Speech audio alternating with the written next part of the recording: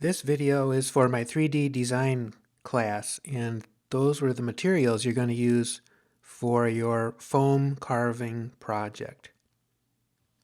This is the base for your project, and what I'm doing is experimenting to try and imagine what I might make and stick on top of that base.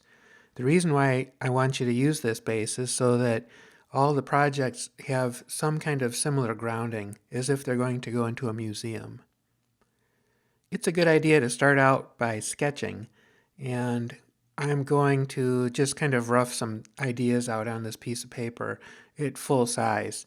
Your foam block is probably a different size than mine. They're all different from each other.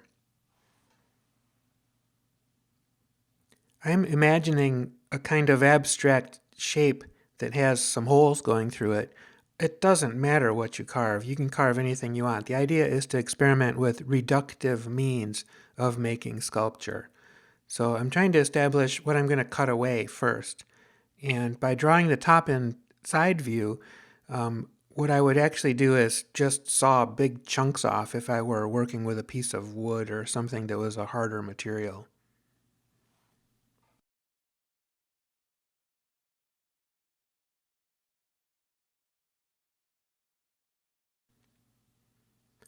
If we were at school, I would have you do reductive work by first modeling something. And I think that actually makes a lot of sense if you're a sculptor.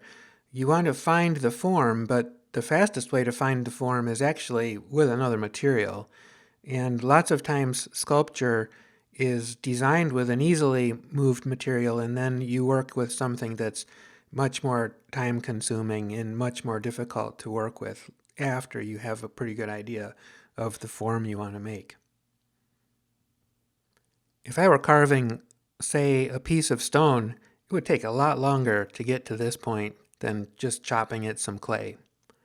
Here I'm imagining the sculpture on the base, and maybe I don't need that other pedestal part. Maybe I'll just use this base for it.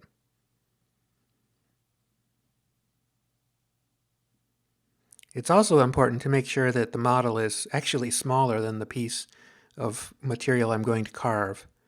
So here I'm going to transfer some of the sketch right onto the piece of foam, and that'll help me get started.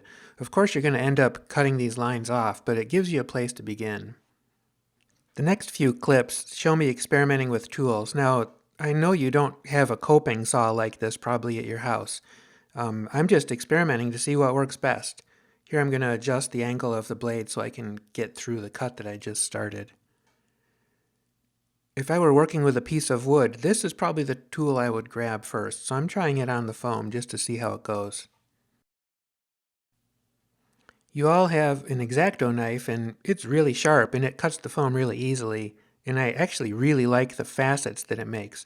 It just seems like the blade might be too short to do what I want to do right now, but I might set this knife aside and use it later, when I'm closer to the finished form.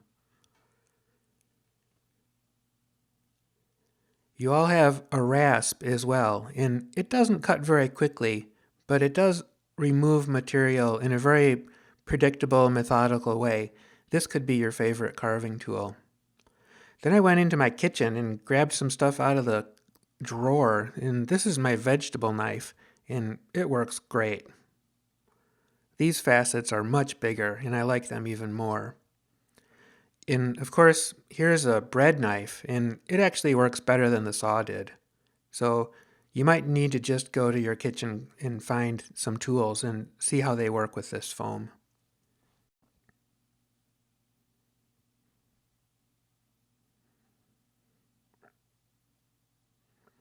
This is a jeweler's saw, and it cuts a very fine, precise line.